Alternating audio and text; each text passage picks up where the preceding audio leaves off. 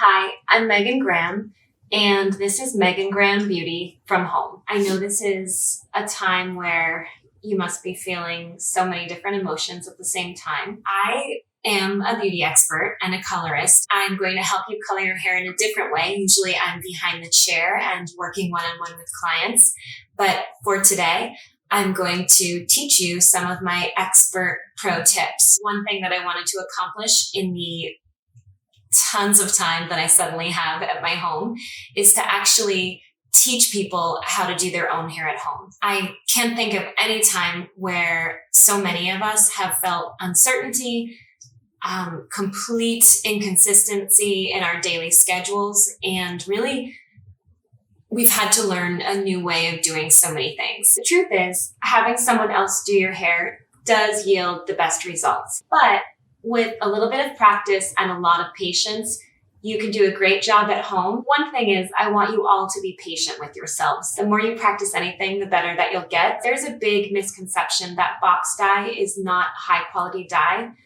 To me, that's absolutely not true. The problem is that most people that color their hair at home don't know how to apply it, don't know how to time it, and they don't know how to formulate it. So in this video, I would love to give you some tips and some tricks and things that I know from working in the salon. Okay, so choosing a color. This is a big one. So first and foremost, when choosing a color, it's best to be reasonable with the color that you choose. What does being reasonable mean? It means if you have black hair, you are not going to be a beautiful, light Swedish blonde by doing it in your home. If you can stay within 2 shades of your natural, your hair color is going to be the most gorgeous. Let's talk about why you should use different types of color in different situations. Permanent color was probably not named very well. People think because it's called permanent color, it's more permanent than anything else, but that's not actually true. The truth is that permanent color actually lifts. What does lift mean? Lift means that it lightens your hair. So if you are a dark brown and you want to be, say, a medium brown, you would need to use permanent color to achieve that lift. Beyond 2 levels of lift, permanent color usually does not provide a very beautiful result. So I think it's best to stop at about 2 shades of lift. I love permanent color in the salon, but where I avoid it is for people that don't need to lift their hair at all, because you're doing more to the hair than you need to. So you really only want to do just enough and not any more.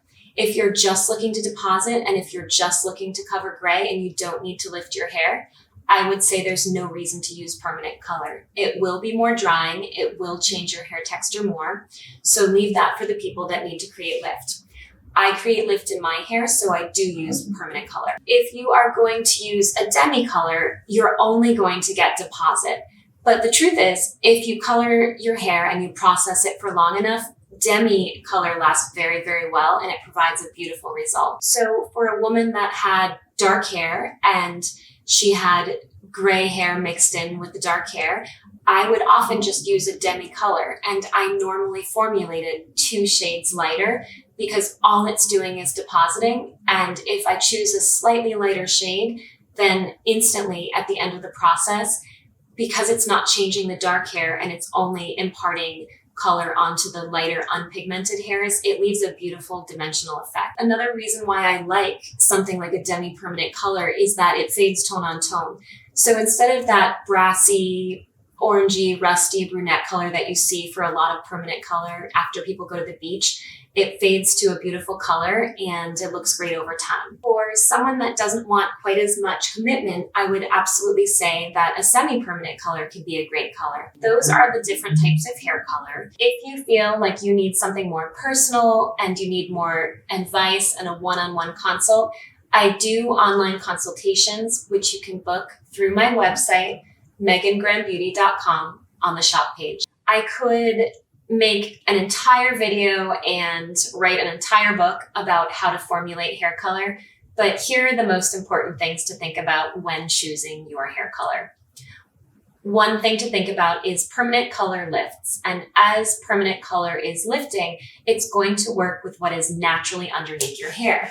And most of us have either red or orange tones under our hair. the darker your hair is, the more red tones there are. So in essence, if you are using a permanent color to lift, keep in mind these 3 tips. If you are lifting and you want to subdue as much red as possible, use an ash tone. If you would like to see more of a golden tone, I would suggest using a neutral or natural tone when you're lifting your hair. If you would actually like to create something that is slightly red or naturally coppery looking, you would want to use a golden tone. So if you actually use a, say, golden light brown and you're a dark brown, you'll wind up with just a little bit of red in your hair. And the truth is, that's why it's so difficult to choose something at the drugstore and know what color you're getting.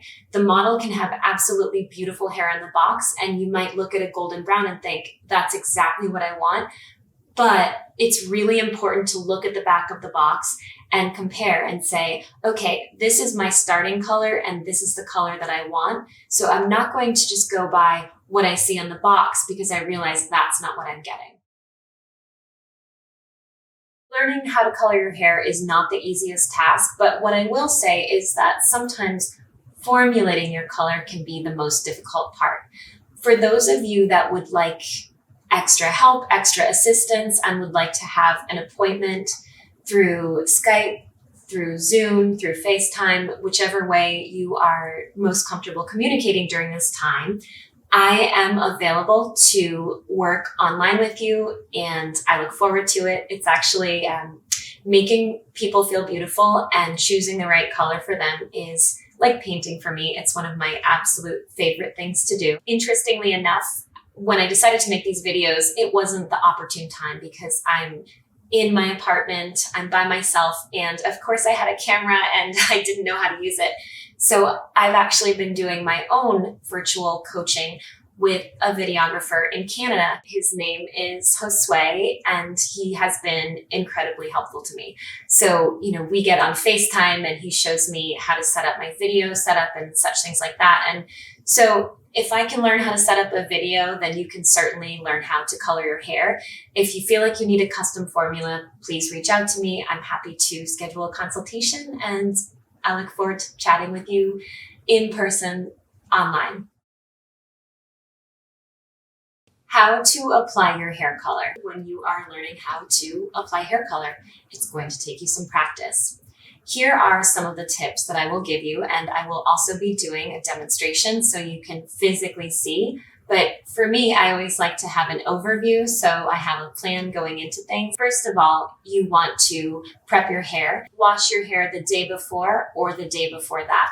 Many hair color manufacturers will actually tell you to wash your hair 2 days before, just so that you haven't freshly exfoliated your scalp and you're not creating any kind of irritation, because remember, hair color is a chemical. So when I apply hair color at the salon, I prefer to start with smooth hair. I think it's easier to get a brush through. It's easier to work with. I would absolutely prep yourself by putting a towel around your neck and clipping it. The thinner the towel, the easier and the more comfortable that you'll feel when you're working.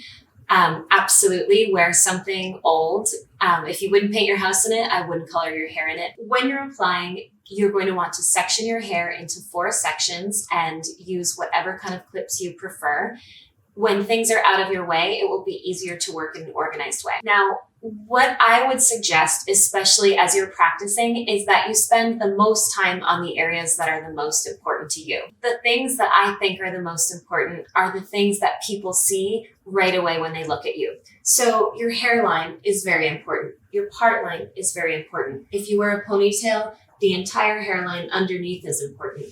I would spend most of your time working on the areas that you'll be looking at the most, and still spend plenty of time underneath, but just make sure that you have everything that anyone can see as accurately colored as you possibly can. Take your time. Applying hair color is definitely not something that you should do in a rush. If you don't leave yourself enough time, you may not like the results. It's much easier to put the time in to make it accurate, to make it excellent work in the first place, than to go back and try to fix any spots that you missed. When you're coloring your hair, it's very important to take small sections. So again, that goes back to taking your time. When I'm working in the salon, I take extremely tiny sections of about 1/8 an inch, and I work through slowly. So even when I'm working on someone else, it takes me 30 minutes to apply a hair color.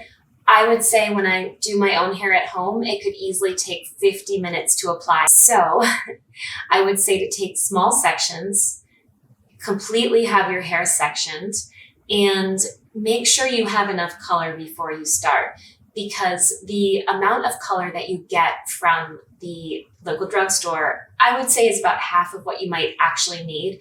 And it's always better to be over-prepared than under-prepared. So you only need to color your roots with permanent color one time. You shouldn't be constantly dragging it through your hair. You might think that it will refresh it, but what you're actually doing is creating more porosity, you're taking away shine, and you're not going to have a beautiful result. Also, if you consistently drag permanent color or color in general through other areas that have become porous from coloring, you may find out that you either have a more drab result or a darker result than you intended. So just make sure when you are applying color that you apply it accurately and only in the spots where you need it. This is going to take a lot of practice, and some of you might find that you prefer to use a bottle. Some of you might prefer that you use a bowl and a brush. At the salon, I use a bottle and I follow it up with a brush to make sure that I did cover every single area. So you've applied your hair color, you've been neat, you've been precise, and you have everything done. You're going to want to go ahead and set a timer as soon as you finish. I personally just use either the timer on my kitchen stove or the timer on my iPhone. In the salon, when I'm covering gray, I do set a timer for 45 minutes for gray coverage. For your hair product that you're using at home, you're going to want to follow the manufacturer's directions, but please remember it's important not to cut off any time from the processing time. Hair color was intended to be left on for the full processing time, and if you take it down early, you may find that some of the lift was created, but perhaps some of the deposit wasn't, so you may not actually wind up with the tone that you were hoping for if you shortchange the processing. It's really important to process your hair color at room temperature. Avoid the temptation to run out to your car, to do something where you might go from hot to cold. You want a nice, consistent temperature. During the time that you're processing, you can take a little bit of time to clean up your hairline. Even though you've obviously protected it with a bit of barrier cream before you've done your hair color, you can also go and just take any stains off before they have a great deal of time to set, and do a few things to prepare yourself for when you wash out your hair color, which will be your next step. This sounds so easy, doesn't it? And at a salon, it's relatively easy, although it does take a while. But when you're washing out your hair color, there's a few things that you want to remember. You definitely want to rinse and rinse and rinse and rinse and rinse some more. So in the salon, one of the things that I always have people do is to just rinse until you don't see any hair color coming into the water anymore. So at first, when you're washing, you're going to see a ton of hair color, and it's obviously still in your hair. You'll be massaging your head almost like you're shampooing, although you don't have any shampoo in yet. It's way too soon. And of course, you're wearing gloves, not only to protect your hands from staining, but to protect yourself from touching the chemicals more than you need to. After the water is clear, you're going to want to shampoo, obviously. I like to do 2 shampoos, and again, it is the longest shower I ever take because you don't want to have any hair color left. So make sure you have everything off of your ears and every single part of your head has been cleansed. So this is, again, not something to do in a rush, because the last thing that you would want is to have any kind of hair color residue left on your skin. It could be extremely irritating. Condition your hair better than you might any other day, because every time you color it, you are technically putting your hair through something. And even if it feels healthier, it's slightly different than before you colored it. So take the very best care of it, condition it, rinse it out completely. And then when you are completely done with that step, you could possibly be following up with something like a clear glaze. And if that is the case, which you very well might be doing after you shampoo, then the best thing to do at that point is to completely towel dry your hair so there's no water left over, apply your glaze, process your glaze, and then complete the entire washing process again. So we have gone through the basics, we've prepared, and we are ready to do our hair color. And I just want to invite you into my space. I think opening up your home and opening up your little space is, I don't know, it's an intimate thing. And you guys are inviting me into your homes. And so now I'm inviting you into my home. As you can see, my hair is ready to be colored. It was time for it to be done anyways. So the first step that you're going to want to do when coloring your own hair is to take your comb, and I like to section my hair so it's nice and neat. So I do a section, I comb it down. So we put our clip in, and keep in mind, when you're doing your own hair, you do not necessarily have to do the most perfect sections. I'm using my little mismatched clips here just to give my hair a little bit of sectioning. I'll be honest, sometimes when I'm doing my own hair, I can use the color as somewhat of a clip. What I have here is I have a chapstick, and I'm actually going to use my chapstick just along my hairline so that I don't have as much color staining. I've got my supplies down on a little towel just so that I don't have to worry too much about getting anything on my marble countertop, and I've got a pair of gloves. I am going to start in my front section. Got my color brush, and I usually set my brush down in exactly the same spot. So what I like to do is take a little color off, and then I start on the areas that are the most important to me.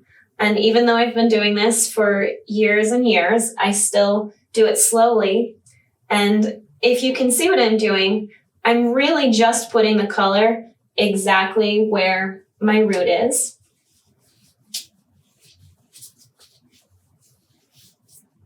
And I'm going to pull my hair back so I can see clearly what I'm doing. Not putting tons and tons of product on my brush.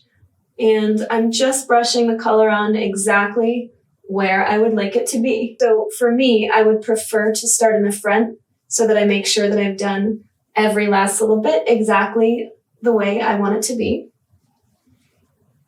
Your first few times, you may find that this takes you a lot longer than you expected, but put the most time in for the part that you'll see, and I think you'll be really, really happy with the results. I'm just applying color where I need it.